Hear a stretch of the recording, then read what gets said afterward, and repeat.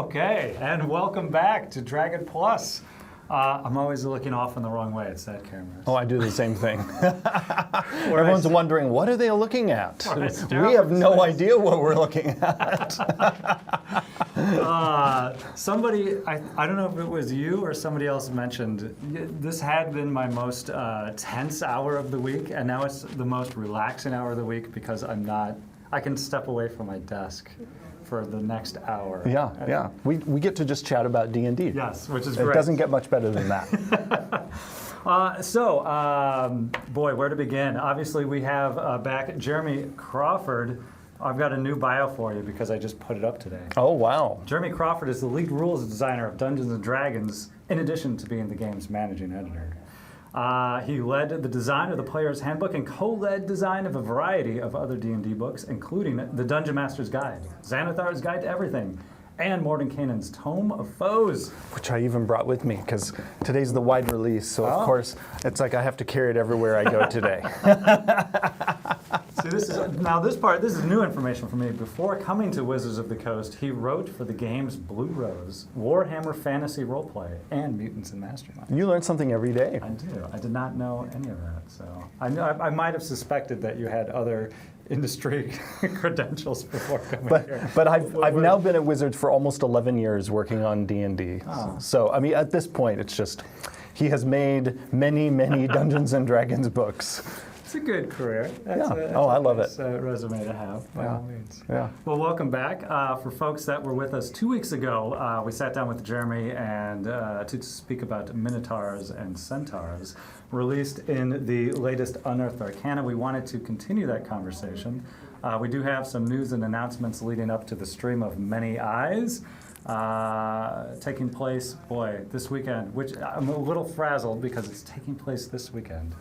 June 1st through 3rd in Los Angeles, California. We hope that folks in the area might be able to attend. There are still tickets for the Sunday games, but please jump on those quickly as they are getting snatched up. And you can always stream the entirety of it on our D&D Twitch channel, which you are watching right now. So. And if you're there and you see me, make sure to say hi, because I will be there for the whole thing. And by dearth of alphabetical order, you are now our #1 special guest. Oh, look at me, little like spotlight. This was the we were going to do some new headshots, so we're going to schedule you for an update. Although this is quite lovely. Oh, thank you. That's just outside my house. So before we jump into talk, we covered the Minotaur last time. We were going to talk a bit more about the Centaur this time. Yes. But before we jump into the Centaur, we did have some questions. As mentioned, we get great questions in the chat. We don't always have a chance to be able to respond to them, so we look back through the chat logs and compile many of the questions. You did not like my question I created, what chiropractic care does a Centaur require? Maybe if there's time at the end of the stream, I'll get into chiropractic care for centaurs and other hybrid-bodied beings. It's a personal question because I'm in physical therapy now for sciatica. So I'm no! Okay. Man, what does a centaur have to do? This was my other question. True or false? The organization of evil centaurs is known as the Centaurum. Youch. Cross that off.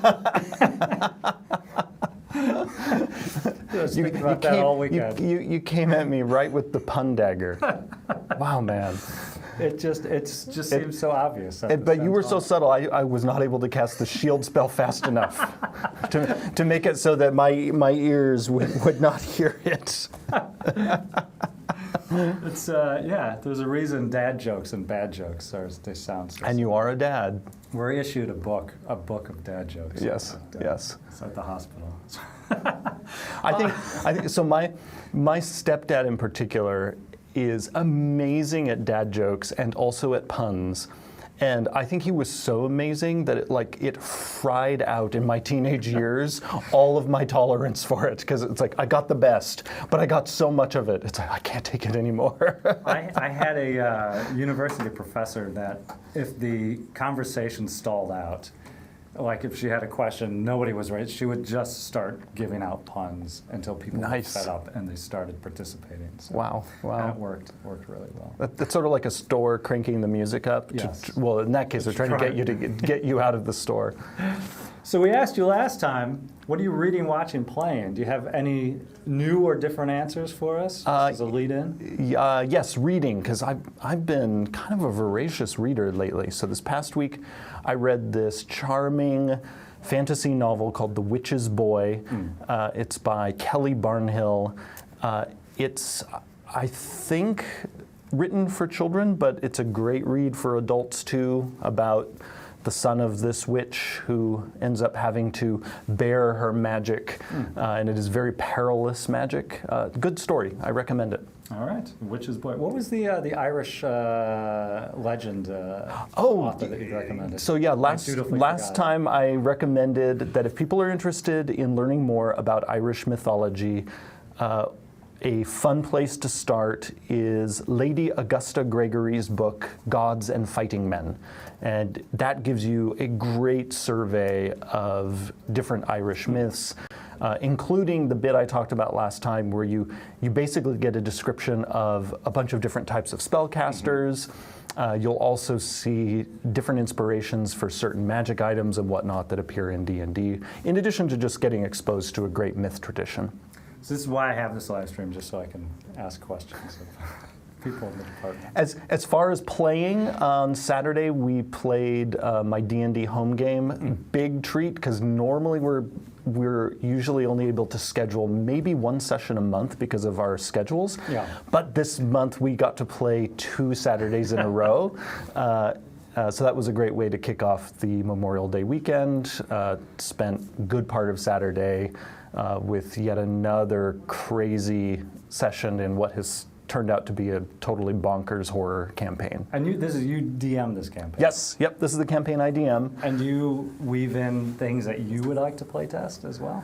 So I guess I probably haven't told you before, told all of you listening on the stream, that one of my rules in my home game is that for that game, this is as opposed to games that I play here at work, because we also play D&D here.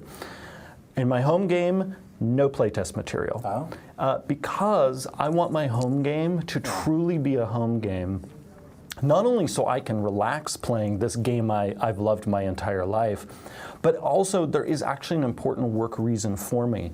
It's so that as the game's lead rules designer, I never lose touch with what it's like to play the game using the material that everyone out in public has to use. Because not everyone listening has access to all of the stuff that we're constantly developing. I mean, because we're working on things that won't be out for several years. And if I had too much of that stuff in my home game, I would really quickly, there would be the risk of me quickly losing sight of the current state of the game as it exists out in the world, outside of the walls of Wizards of the Coast. So I like to play it in its store-bought version, although the campaign itself is entirely homemade. Right. And then that also means we get to relax because, several of my players work here at Wizards. Chris Perkins is one of my players. James Wyatt is one of my players. It means we can sit down. We're not playtesting anything. We're just enjoying Dungeons and Dragons. All right. So we did have some questions that folks had submitted as well that we did want to cover before we get into a little bit of a discussion on the Centaur.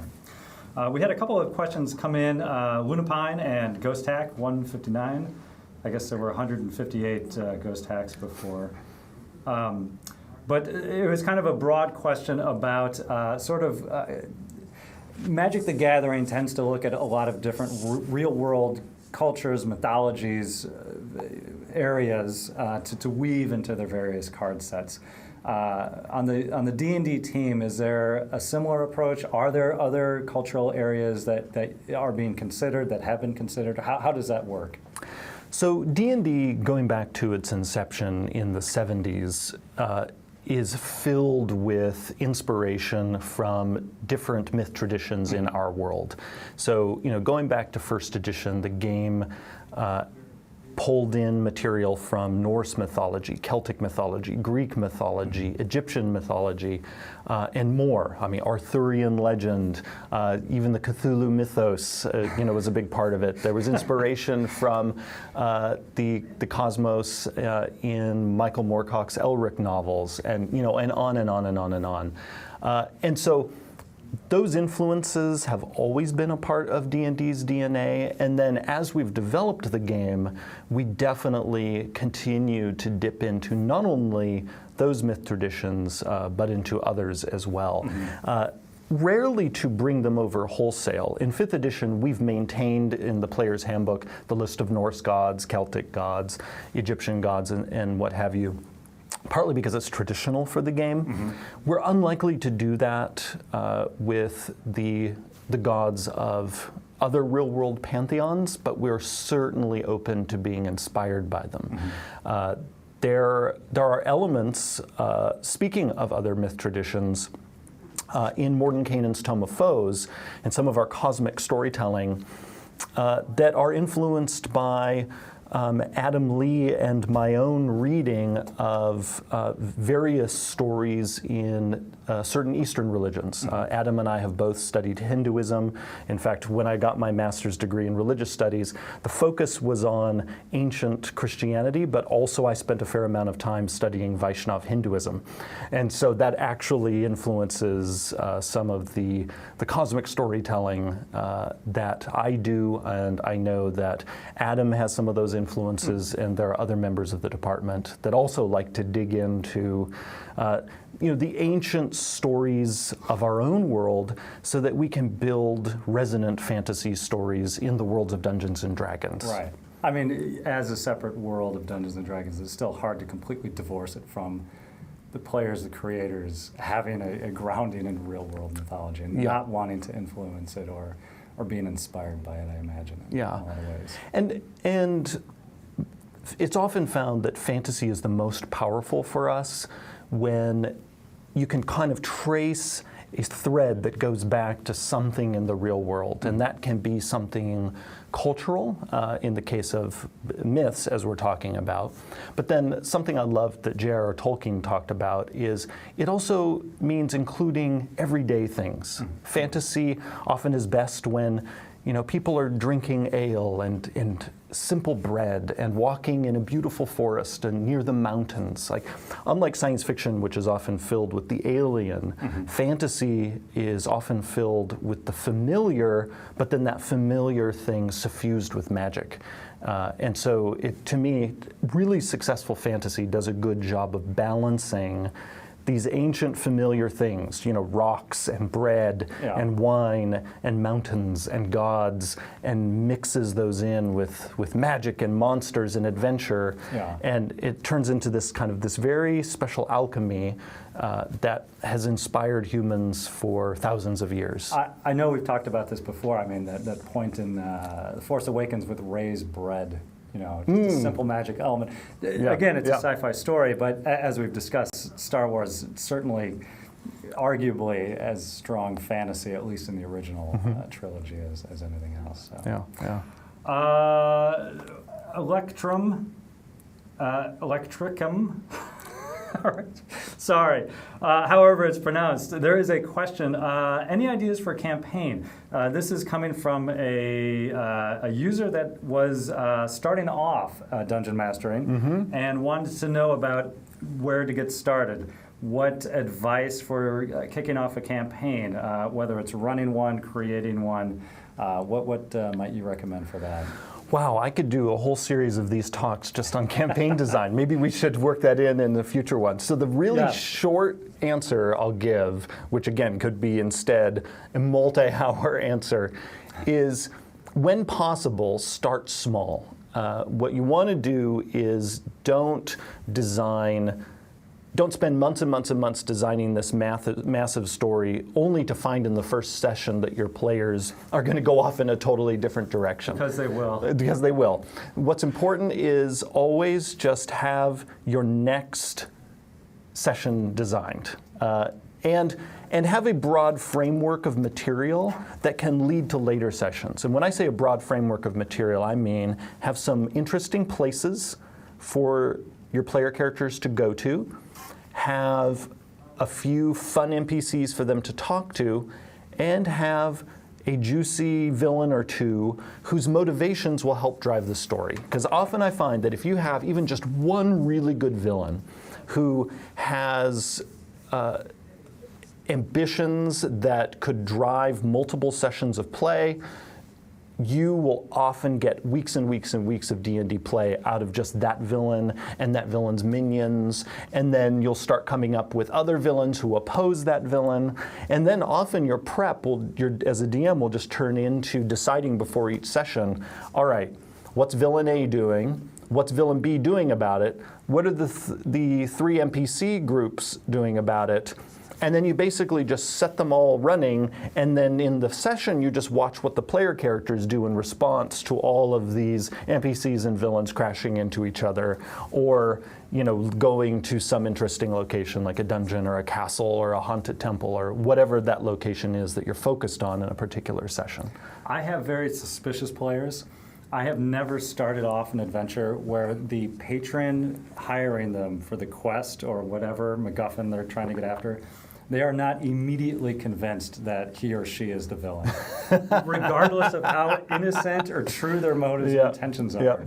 Somehow they're sure that's the one trying to get them ultimately. So speaking of that, I have to be careful with some of my long-standing players not to, at the beginning of any game, have what a person I know to be a benevolent NPC, not to sound too much like a hag. And because I use so many hags in my campaign, that if it's just like kindly old woman, it's a hag.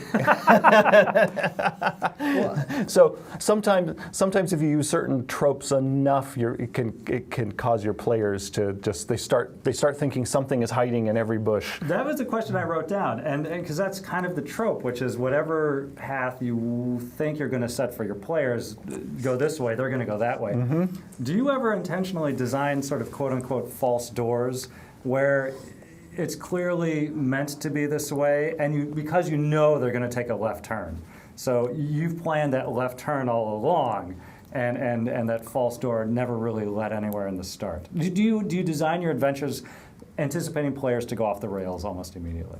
Oh yeah, and that's why my prep tends to be pretty light. Mm-hmm. I make sure I have enough material to improvise with for each session, but I do not fix in advance, what I'm expecting them to do. Okay. I'll have kind of broad story beats. And this is, again, why I focus on, here's what the villains are going to do. Here's the danger they're going to put the player characters in. Mm-hmm. And then I see what do the player characters do in response? And that makes it really fun for me as the DM, because then in a way I get a show. Even though I'm running the show at the same time, I get to watch the show because the players are the ones deciding what their characters are doing. Mm-hmm. And they will often come up with things that I didn't expect. Great example of this from my game on Saturday. Mm-hmm. The group spent a good deal of the session in the Feywild. Keep in mind, I never planned in this campaign that they would go to the Feywild. This is a gothic horror campaign, but they decided, for various reasons I won't get into right now because I could gobble up half an hour going into the ins and outs of the story, but they decided to go to the Feywild, and that ended up essentially being a session that designed itself. And all I really had to come up with was the place that they were going to spend time in and the main NPC they were going to be talking to. And there the session unfolded, and it did end up having a hag in it. I can't resist. I love them so much. And we kind of talked about in the past when you guys, when the D&D team designs elements, there's no killed darlings. They're just set aside. Mm-hmm. Do you do the same thing for your own campaign in a similar way? Oh, you guys want to go to the Feywild? I happen to have a file of other encounters that I've had in my mind. I didn't know where to plug it in, but now I can just pull that one out. Absolutely. I save things constantly, so I might design something that the players decide never to go visit. Mm-hmm. And so I just hang on to it. And when I have a chance to use it later, I use it. Or I also, going back to my session on Saturday, I had some important story information that I needed the player characters to get so that they would know what the heck was ahead of them in the story. Because I don't like my player characters to be wandering around not knowing, like, what are we supposed to do?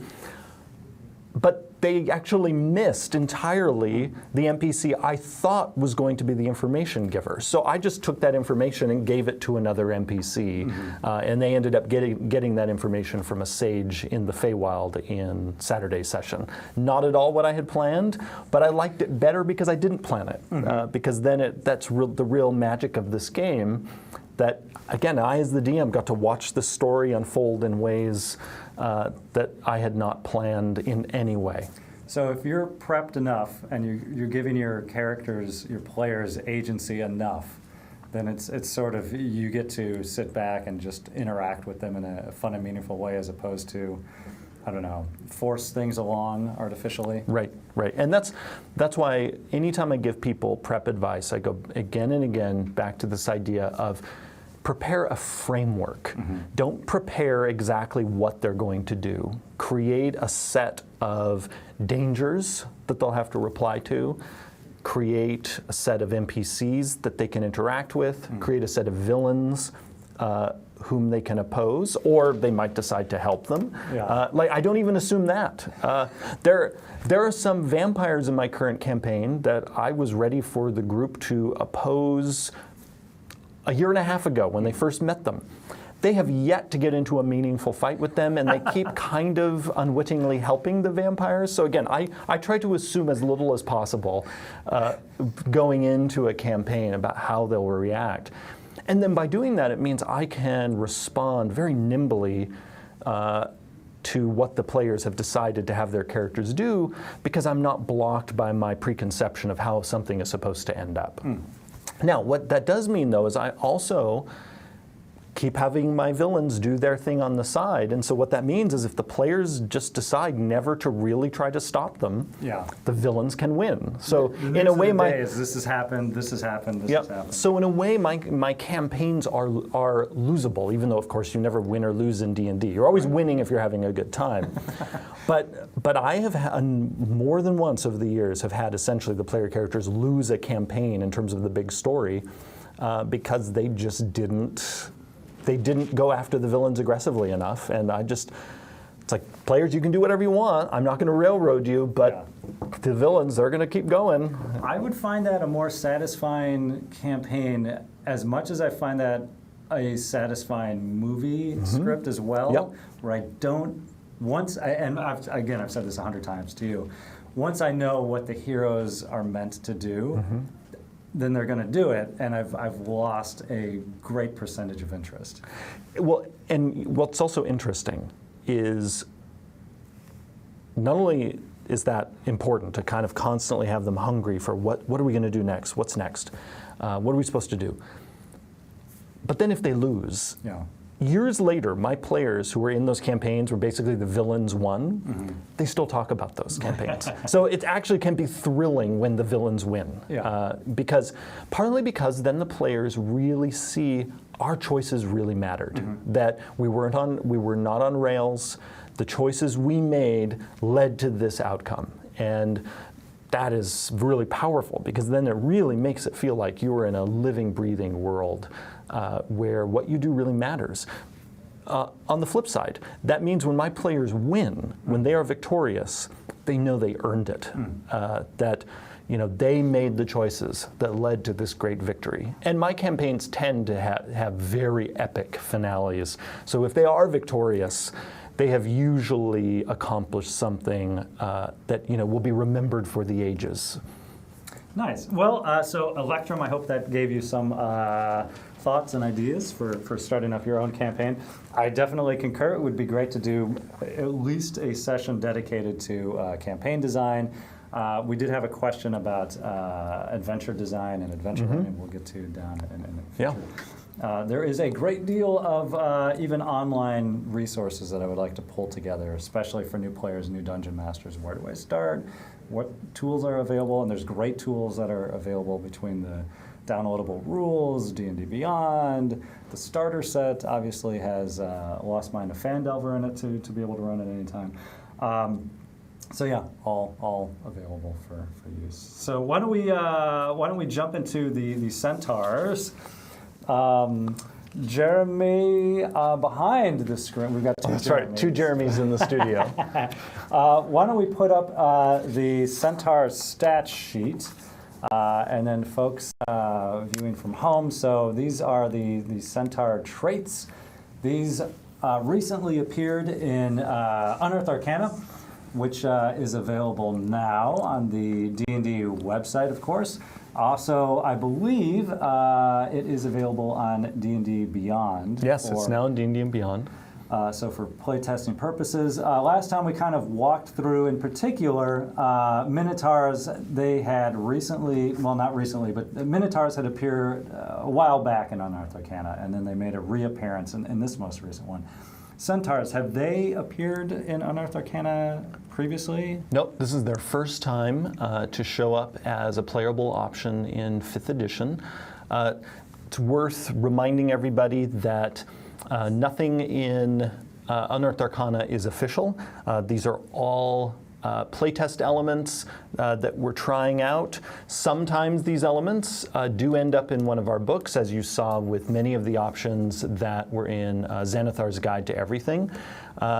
So once we put the surveys out for any of these things, do please give us your feedback. We read all of it, and your feedback can help shape the future of these options, as well as the game as a whole. Sometimes the options, because of the feedback, they go away forever. Other options, we dig in because of your feedback, we make changes, and they'll show up in a product later and become an official option. So Centaur and Minotaur that you see right now, again, this is a draft, and we'll see what you think. I've been reading feedback already on Reddit. Draft horse? That's right, a draft horse. Man, the puns. I've been reading feedback on Reddit, on Twitter, and elsewhere already. But the surveys are especially helpful because we end up getting feedback usually from so many of you. All right, so the Centaur. First off, I should point out, because the Centaur's size was a big topic of interest when we first released this, I should point out that D&D, for many years, going back at least, goodness gracious, at least 28, so it's been 28 years at least, if not longer, that D&D has actually had centaurs of different sizes. The classic monstrous centaur that appears in the monster manual is large, and that's been true going all the way back to the 1st edition monster manual. But D&D in Dragonlance, as well as in Al-Qadim, introduced other centaurs who are medium. And in our art over the years, we have shown centaurs of both sizes. We have also, when it comes to centaurs' backgrounds, talked about them being monstrosities as they are in the current monster manual, but there have been also times in the game's history when they've been strongly associated with the Fae. In fact, even in the 5th edition monster manual where their creature type is monstrosity, we still talk about them actually interacting a lot with elves. They know the Sylvan language, which is the language of many Fae creatures. So they have long had this association with the Fae. And again, there have long been different sizes of centaurs. So I wanted to bring that up because some people thought, whoa, this is crazy. Centaurs have always been large, and so it's important to bring out this little history, which honestly would have been a great thing for us to put in the Unearthed Arcana article to say, hey, there are both types of centaurs in the D&D multiverse. This playable version of the centaur is focusing on the medium type. And in our last video, when talking about the Minotaur, I also mentioned that there are also game design reasons for us to push player character options toward the medium size as opposed to the large size. If there's time later on in today's stream, I can drill into that a little more if people want to ask about it in the stream. But first I want to talk about some other things specific to the Centaur. Absolutely. So yes, again, if you do have a question, please preface your comment in the chat with a question. All caps is an easy way to catch our eye. We'll try and catch them as they come. Otherwise, we'll definitely save them for a follow-up. Also, I want to say in terms of sort of different types of centaurs, it's important to remember that in the D&D multiverse, we have long had this notion of there being different types of the same creature. You see it actually in some of the playable races where elves have many different varieties, and we get into the story of that in Mordenkainen's Tome of Foes. Dwarves have different varieties, and sometimes the varieties get dramatic enough that even their creature types can be different. Like in Mordenkainen's Tome of Foes, we say there are some Eladrin who have been in the mortal world long enough that their creature type is humanoid, and then there are other Eladrin whose creature type is Fey. We also have creatures that are the same type of creature but have different sizes. And Hags. so, yes, in fact, yes. A lot of different hags. Yes, hags. We have many different sizes and whatnot. So I just want to, it's important to have that broader context. Also to address another fun thing about the speed, and this one amused me a bit because one bit of feedback I saw a number of times was, well, Centaurs, the playable ones, should be large because the horse is large. This is a funny bit of feedback to me because there is no stat block in D&D called the horse. In the monster manual, we have 3 horses. There is the pony that is medium, there is the war horse that's large, and there's the riding horse that's large. So even in our horses, we have a variety, and one is medium and 2 are large. Also, it was funny too to see when the Centaur came up that people were kind of needing to learn a little bit about horses, because some people I saw thought ponies were baby horses. They're not. Ponies are just a type of horse. No, that would be my immediate assumption for the obvious. Pony. You're telling me that's not correct? A pony is not a baby horse. A pony is a type of horse that just has a smaller body than, say, a Clydesdale or another very large horse. Well, what would a baby horse be called then? They're like, what are they, foals? Or is that, am I mixing up animal types? But yeah, not a pony. A colt. A colt, thank you. Thank you. I've even watched colts be born. Little personal fact, my mother she was an administrator at Cal Poly in San Luis Obispo in California in the animal science department, and one of the things what I got to enjoy growing up is going out and looking at the horse unit, and even that includes getting to see them be born. I'm realizing now then the Indianapolis Colts, the football team, their mascot then would be it's a baby horse. Well, the Chicago Cubs, baby bears, so I guess that is not so far afield. All right, so let's dig in. So the Centaur is strong. We see strength score increasing by 2, and then the wisdom score increases by 1. This addition of wisdom was something I actually did fairly late, and I did it to really dig into the fact that particularly the medium-sized centaurs that have appeared in D&D's past, like in Dragonlance and Al-Qadim, have been very associated with nature, having sort of perceptiveness. You could see them being effective druids and rangers. So this is one of the reasons why I gave them this increase to wisdom in addition to the increase to strength because of their mighty builds. And it's good to point out that often when we make these ability score adjustment decisions, in fact, almost all of the time, it's being driven by the D&D story of the particular species. And we look at that story and we see what would be appropriate. And also because we lead, and this is appropriate, talking about a people who are part horse. We like to lead with a carrot rather than a stick. And in terms of guiding people toward particular class options. We don't mandate that any race option be aligned with a particular class option, but traditionally the ability score increases sort of positively nudge you in particular directions, but of course you could ignore it. Even though these bonuses are to strength and wisdom, you could make a Centaur wizard. And that's why we don't handicap you from going against type.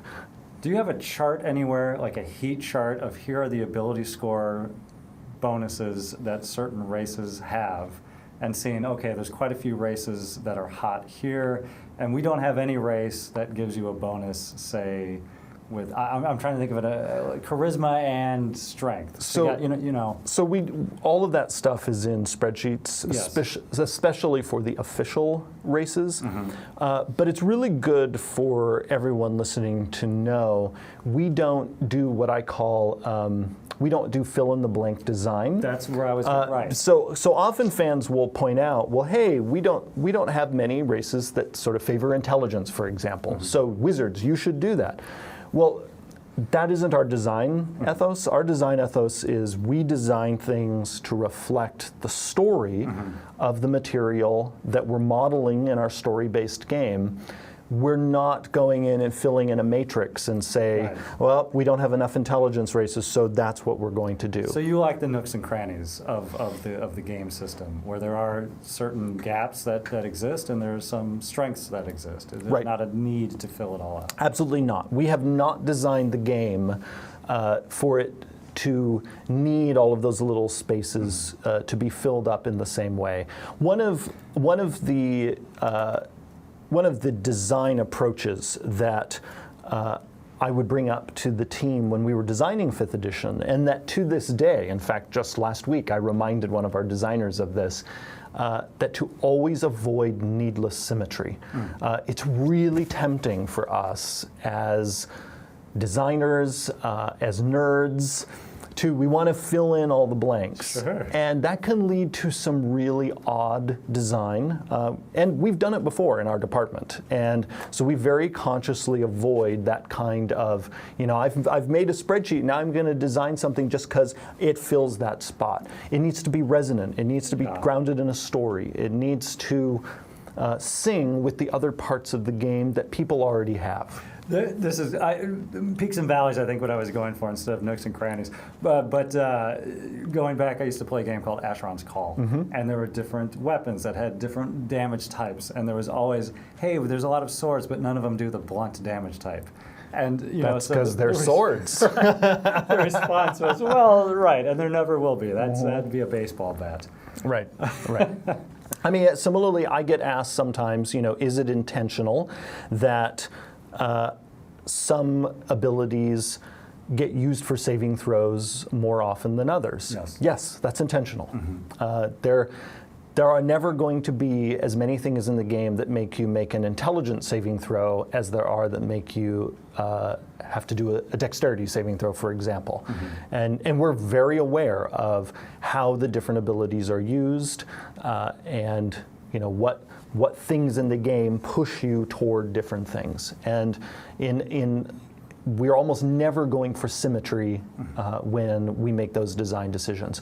We want a balanced experience, not a filled-in matrix, if that makes sense.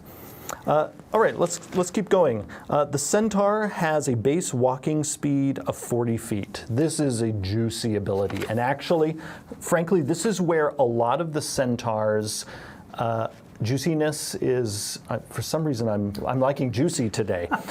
Maybe I want some like candy or something. This is where a lot of the appeal of the Centaur is, and where you'd expect, because these people have horse-like legs. They're a traveling type of race. Yeah, and so 40 feet is fantastic. Now, associated with that, influenced by the Centaur in the monster manual, we have this charge ability. And by the way, whenever we are designing a playable version of a species and are taking inspiration from a monster stat block, we'll often try to echo something in that stat block. It doesn't always pan out. We will often find in playtesting, we'll end up flushing the thing that came from the monster manual and design something else. Because frankly, we design things in monsters to work for monsters. And that's actually another great example of how the game is not designed with a bunch of symmetry in mind. Player characters, for instance, are intentionally different in how they function in many ways from monsters. And so that means there are some things we design on the player character side where they're awesome as options for a player character, but kind of junk in a monster. Just last week, I was reviewing a stat block for a book we haven't announced yet. And the monster had in it abilities that were mimicking some of the rogue's abilities in the player's handbook. And I ended up cutting the abilities and telling the writer of that particular stat block, the ability you're mimicking is great if you're a player with just one character to control, and you can deal with some of this fiddliness. Yeah. That's the same set of abilities that you put in a stat block, unless it's a legendary creature, and the DM is just focused in an encounter on running that one stat block. That DM might have 3 or 4 different stat blocks they're using in a particular encounter. So that ability that was great in the player character, you suddenly put it in a stat block and the DM's eyes are going to glaze over and say, I don't want to use this in my game. So that's why sometimes when we take inspiration from a stat block for a player character option, the same kind of thing can happen, where it just doesn't feel as natural on sort of the other side of the DM screen. So we'll see where Charge goes. I already know, and I knew this when we sent it out into the world, that some people would balk at this being an ability that recharges on a short or a long rest. Because what we have found, and here I always like to pull back the curtain when I'm on talking with everybody. What we have found ever since the D&D Next playtest is that if it's a magical ability, and we say once you use it, you can't use it again until you take a short or a long rest, no one blinks.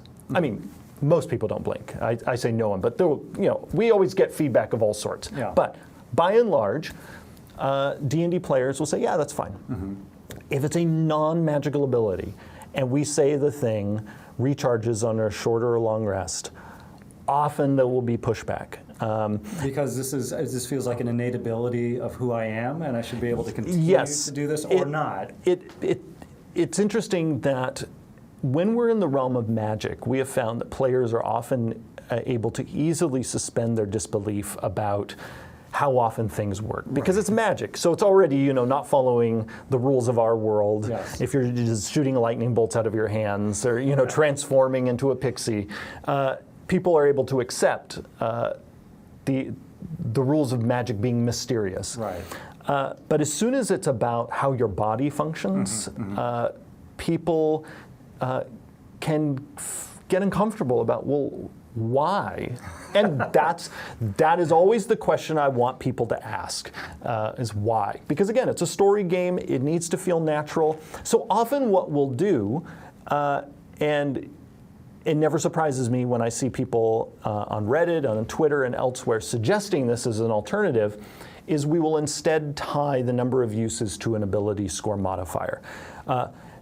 Or we will redesign the thing so it can be used in an unlimited fashion. Now, this charge ability, we're unlikely to let you use in an unlimited fashion. It's a little to use today's word of the day, juicy, for you to be able to use it an unlimited number of times per day. But we could certainly tie it to, you can use it a number of times equal to like your Constitution modifier or something like that. And what we have found, it's funny, as soon as we do that, people are usually okay with it. because if they can see kind of a narrative connection Yes. to your character. to your character, and it also can be satisfying because then people feel like it's something they can grow into. That as that ability goes up, they're like, oh, I get to use it more times. And one of the satisfying things in D&D is that sense of growth. So there is a good chance that if the Centaur keeps this charge ability at all, and if I wanted to keep it as juicy as it currently is, or make it even juicier, I will probably tie number of uses to an ability modifier. I'm thinking in my life, there's not many activities I can do without a short rest. Yes, I think Sometimes a long rest. I think often when we are doing initial drafts, we will use just the short rest and long rest as the recharge mechanism, partly because it actually gives us the number of times per day maximum that we are comfortable with. But you know, it also could be the fact that many of us who work on the game are middle-aged, and maybe we get tuckered out faster than our younger players in DMs. Dad cannot play tackle again until he has a short rest. Yes. I would like to. I can do this charge once, cannot. and then I'm going to read for an hour, and then I can do it again. All right, let's go on to Hooves. The Hooves. These are a natural melee weapon, pretty straightforward, similar to the Minotaur, which you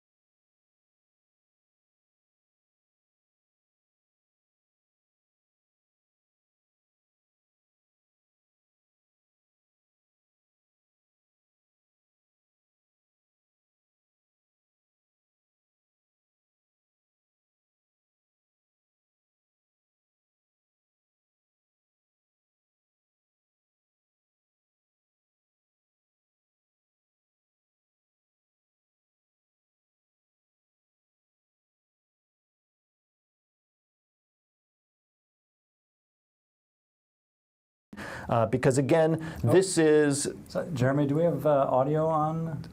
Or did we lose audio? Oh. Good sounds. Uh-oh. Do we have no sound? That's it. All right. Are we back? Are we back? We're back. All right, yay. Okay, so powerful build. So we're going to take this back for the last 20 minutes. Everyone gets to hear it all over again. And I'm going to say completely different things. All right. Centaur is tiny. Yes. The Centaur is now tiny and has wings, which that is a thing from D&D's past. That next time when we delve into Mystara, we will get those delightful creatures. And I'm not being sarcastic, because I have a high tolerance and enjoyment of cute things. So we lost you from Hooves. So apologies. Hooves. All right. So Hooves. All I said about Hooves is that they're like the Minotaur's horns, and that you can whoop people with them. It's essentially a weapon you have with you all the time. And so I wanted to go on to equine build, which is this really three traits in one. So the first trait inside equine build is basically a modified version of powerful build that Goliaths have. The main difference between this and powerful build is powerful build, in addition to increasing your pushing and dragging capability, it also makes it so that you can lift things easier. Equine build doesn't do that. It instead just makes it easier for you to push and drag things using your horse half. Now, the next part of equine build is honestly something that we could have done in the Monster Centaur, but didn't bother because the Monster Centaur is controlled by the Dungeon Master.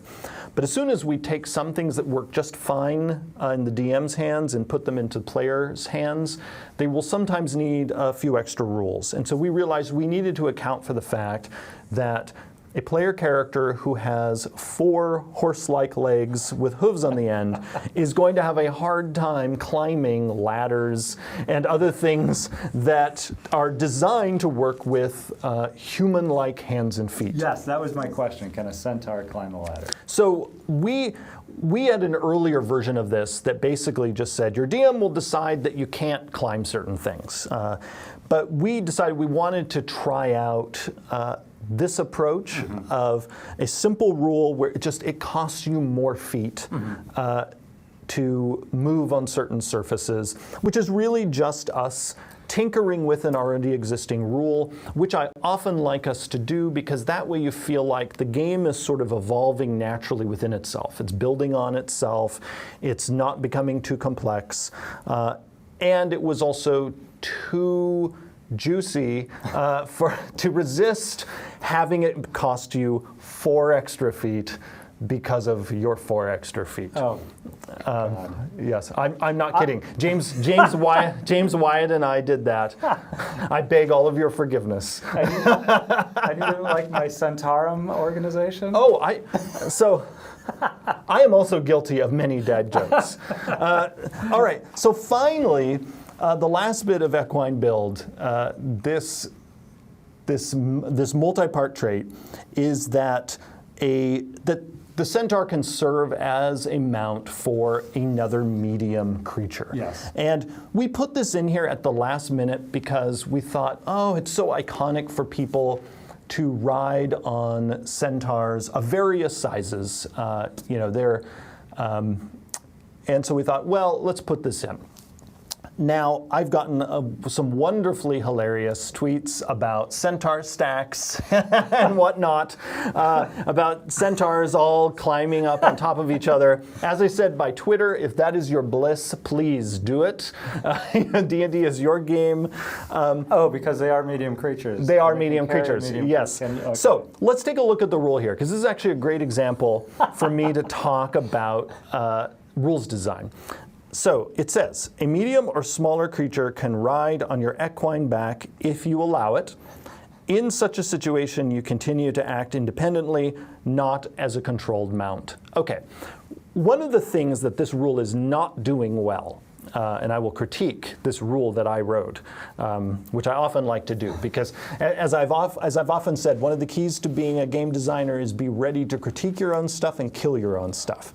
So one of my critiques of this rule is it is not obvious enough to the reader that this is tweaking the mounted combat rules in the combat chapter of the player's handbook. It just sort of assumes, hey, you have the rules in your head, reader, and here's a tweak to it. Yeah. So one thing that would immediately help people comprehend the purpose of this little bit about mounting is to say, hey, there are mounted combat rules, go take a look at them, now read this and this will hopefully make sense. Because the mounted combat rules say that for a creature to be a mount, it must be 1 size larger than you. It must have an anatomy that is suitable for you to ride on it.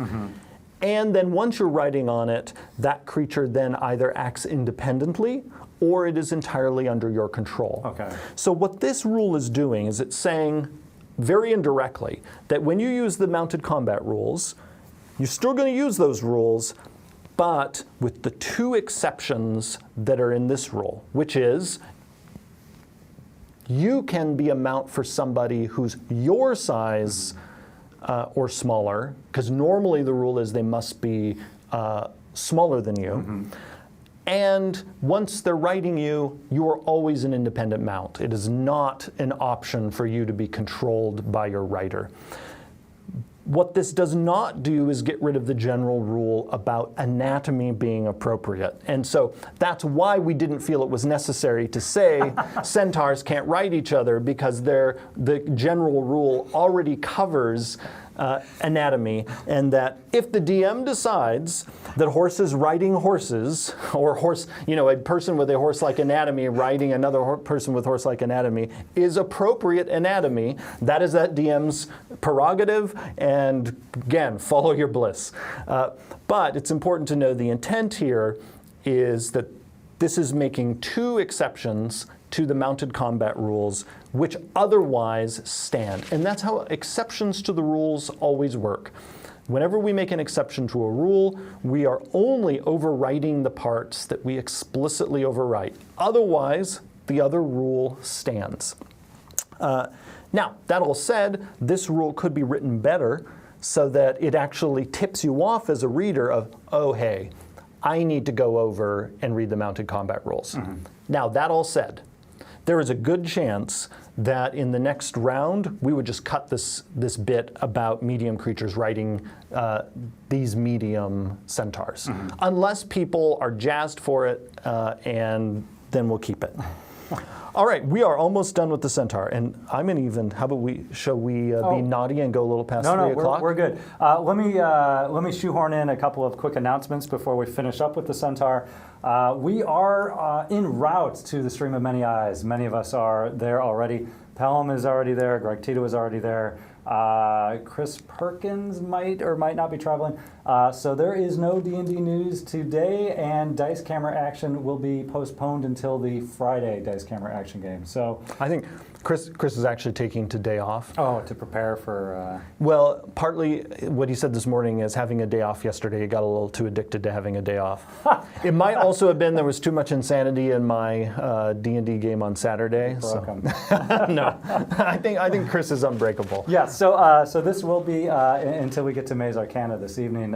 So no D&D news, no Dice Camera Action today. We are So we're gonna go. Let's go a little past 3. Oh yeah, no, we're fine going a little past. All right. Especially since we lost sound there for a bit, and we can wrap up the centaur, and then maybe answer a couple questions. So maybe we'll go toward like maybe 3:10, 3:15. Sure. Yeah. All right. Unless the stream says no and hits the gong and gets us out of here. All right. Next up, Survivor. This is what I call a ribbon. For those of you who haven't heard this term before, this is a term I came up with when we were designing 5th edition to refer to any feature in a character class or other element of the game that's really there as a piece of character building, a part of the world. It is almost never meant to increase the character's power. If you're wondering why I call it a ribbon, it is because actually I talked about it's us tying ribbons in the character's hair. So you can imagine, and because there are also often things we add late in the design. So it's sort of like we have this fully formed design, and then often I will come in at the end and tie these ribbons in the design's hair and then send them out the door. I was thinking of a participation ribbon. That you can also imagine it that way. But so that said, Survivor is a ribbon. This is not increasing the Centaur's power in any way. This is a power neutral add, but again is tying into the sort of rangery and druidy lore that we were modeling when looking at the sort of medium centaurs of D&D's past for inspiration. Now we get to the hybrid nature trait, which I talked about in our last stream about the Minotaur. This is me experimenting with the creature having more than one type. Right. Quite honestly, since, and here again, you get to see game development happening live, since releasing this, I'm already over hybrid nature. Oh. Because I have convinced me last time. I know. Hey, we want to try and see if there's interactions that work one way and the other. So I am demonstrating live on camera, killing my own darlings.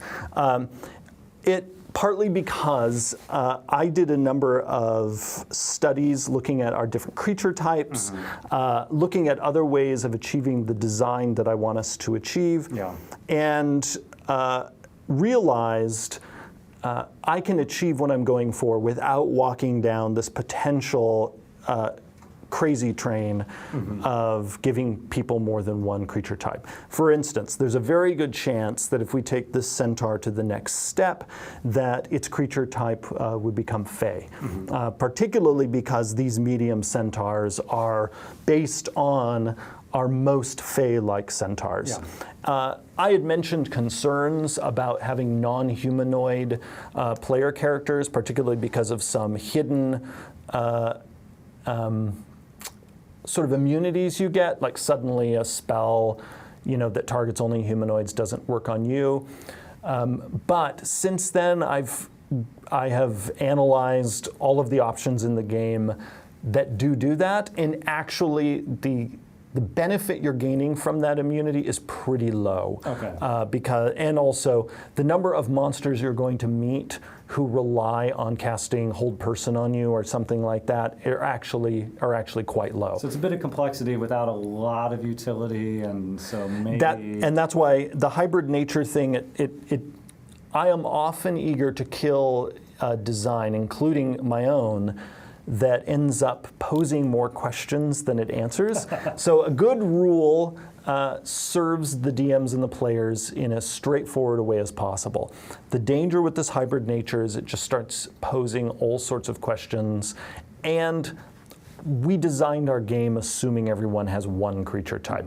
That said, we could make this work, but also a decision I often have to make as the lead rules designer is what is worthwhile for us to make work. Because making these things work and have them not disrupt the game as a whole is an investment of time for us. And I always have to decide what's worth it because we want to make sure everything else is working well. And I don't want us to have to do a bunch of infrastructural work to make what's ultimately a niche option functional when we can do it in a more straightforward way. Okay. Finally, these centaurs can speak Common and Sylvan, very appropriate, especially for their sort of Fey-like origin. So that's a little a fly through the Centaur. We had let's see if we. Oh gosh, lots of questions. Yes. Can a centaur ride a broom of flying? But that might just be for that the DM can. So in many of these questions, like what is an appropriate anatomy for one thing to ride another. These questions actually already exist in the game if you're playing with just the player's handbook because of the ability for people to change shape. Already there's the possibility that because of different body-altering spells in the game and different magic items, you could end up with an unusual anatomy. And anytime unusual anatomy meets some other object in the game, if the rules don't say how it interacts, it's really up to the DM. And there's no real wrong answer. When it comes to crazy corner cases, I say DMs, follow your gut, go for what's the most fun for your group. If you make a decision that you regret, just let your group know and make another decision another time. There is no change in evolving how you run your home game, always in the pursuit of what's fun for you and for your players. Let's see some more questions. We had a quick one about, you had mentioned in passing about a book in development. When will new books be announced? We will be making announcements at the Stream of Many Eyes on that Friday this weekend. Yes, so look for that at 4 p.m. on Friday, 4 p.m. Pacific time. I don't think in that particular case, but as far as the next books coming out. Wemix. Yes, I guess there are other centaur races. Let's see. Adding things from D&D's past. Oh, let's see. What's this one? This is from Raving Raj. Jeremy, what PC race would you want to add to 5e if you could add any from D&D's past? Ooh, that is a good question. I love kind of all things Fey. So I would just keep bringing back certain Fey options that have appeared in the past. Satyrs we've had in the past. Oh, yeah. And fourth. Yep, we had pixies in the past. All of those, I think, would be fun to bring back at some point. I forgot to ask you the Oxford comma, yay or nay? Oh, the Oxford comma. We use the Oxford comma in our books. Partly that's because our publishing relies on the Chicago Manual of Style, and Chicago is all about the Oxford comma. I also like the Oxford comma because it's hard to go wrong with it. Doing AP style where you don't use the Oxford comma, it can be very easy to end up with goofy constructions where you eat, shoot some leaves. Yes. Conundrum. Yeah, you have the funny thing of like, the valedictorian thanked her parents, Nietzsche and God, and if you're missing the second comma, then suddenly her parents are Nietzsche and God. Yep, we are an Oxford comma house. Any potential for playable races that it would include perhaps the GIF or an ooze or something along an outland, let's say outliers along those lines? Possible, yeah. Like the GIF, which are in Mordenkainen's Tome of Foes, again, our baby that came out today. Yes.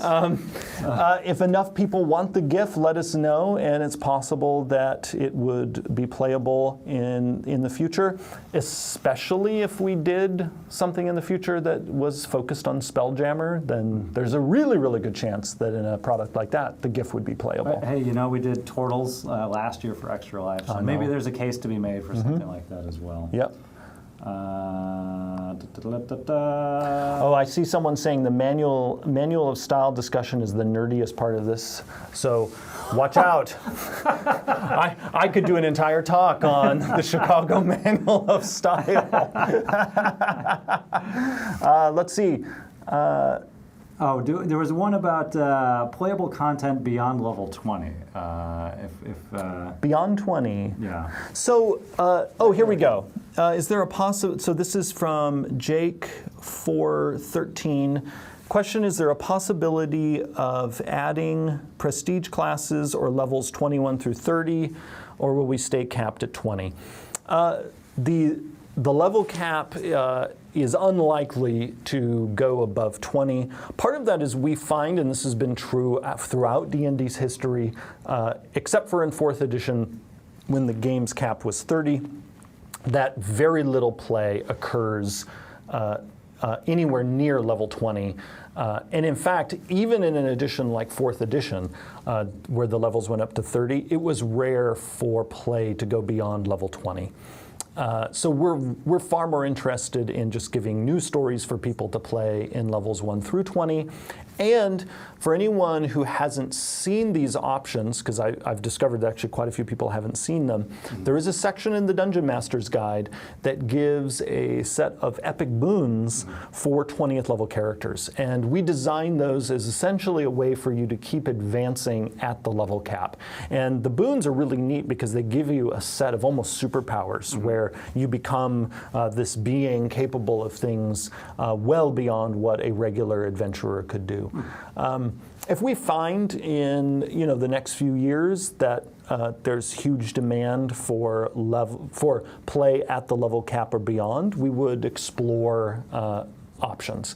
But right now, again, and we've seen this not just in 5th edition, but in 1st edition, 2nd edition, 3rd edition, 4th edition, like even when epic options have been provided that go beyond level 20, very few people use those options. No matter how they're designed, no matter how straightforward they are, most people tend to want to play between about levels 1 and 10 or 12 or so. And so that is where we tend to focus our efforts. But we do, as we did in Mordenkainen's Tome of Foes, make sure that we do each year have something for DMs to use at higher levels. There's a good chance you may or may not hear about something soon that also has some higher level stuff in it. But yeah, keep talking to us. We listen. It is rare for us to say we will never do something because one of our main things is listening to all of you and we play D&D constantly, so we also always have our eyes out for things that pop up in our own D&D play and see, there's a new direction for us to go in. We'll see maybe one more. We're getting close to 3:15, so again, thank you so much for everyone tuning in. Thank you to our followers and subscribers. As always, it's all greatly appreciated. We will be seeing many of you, hopefully, during the Stream of Many Eyes, taking place June 1st through 3rd on the D&D Twitch channel. Look for us 4 p.m. Pacific on Friday to kick things off. There are still a few tickets available for the Sunday games. So if you are in the Los Angeles area, please consider a ticket, and you'd be able to get your feet into the set and watch a live game and get a cool bag of D&D swag, which I believe includes a copy of Mordenkainen's Tome of Foes. Ooh, nice. Yes. Yeah, and come so you can talk to me. And yes, so take a look at the D&D website. We've got the list of special guests that will be appearing. We continue to add to that as the days go by. We got one more question, and we'll go off. Yes. On Yeah. one here. Rebooting settings. I've seen Dark Sun pop up multiple times. So more than once I see here. Yes. Is Dark Sun a when, not an if? So in the core books, we have direct and indirect references to almost all of D&D's classic settings. And so we consider all of them possibilities. And we are fans of many of those settings. Like I often say on Twitter how much I love Dragonlance, I love Ravenloft. There are things I love in Greyhawk, in Mystara, in Dark Sun. And many people in the department have different settings that are their favorites. And all of those things are definitely in the realm of possibility. Okay. That we, as we did with Curse of Strahd, we like thinking about going on journeys to different places in the multiverse, and really it's just about when is a good time for us to do it, and how best can it slot into the other stories we're telling, because we kind of like this organic feel that we've started to develop of feeling like the products tie in with each other in various ways. So I'm hearing a firm non-committal, but the doors are always open. Well, and I think you can look at even a book like Mordenkainen's Tome of Foes, which is filled with references to many different D&D worlds. Right. That you can see that in product after product, those doors of possibility remain open. Right. It's a different approach, right? If not a book, maybe there are pieces that have already appeared in books and will continue to appear in books moving forward. Yeah, because at the end of the day, whenever I get asked, like, what is D&D's official setting, and the answer I always give is the official setting of D&D is the D&D multiverse, which includes all of the classic worlds, and it also includes your home campaign settings. That there's this idea that all of these worlds somehow tie together in the grand D&D cosmos, with these cosmic villains trying to worm their way into different worlds, where you can go on grand planar adventures and visit these different places.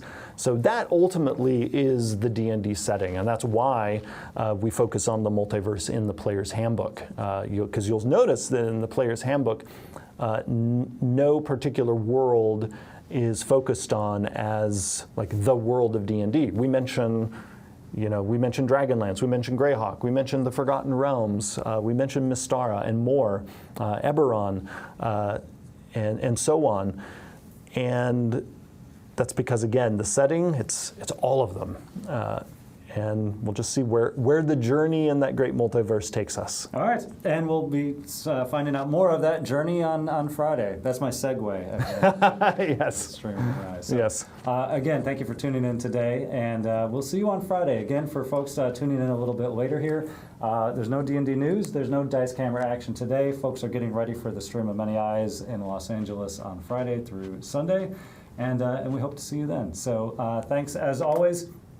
If we did not get to your question, we will be going back through and collecting them, so please do not feel that it was sent out into the ether. We do read all questions, even if we don't have an opportunity to address them all.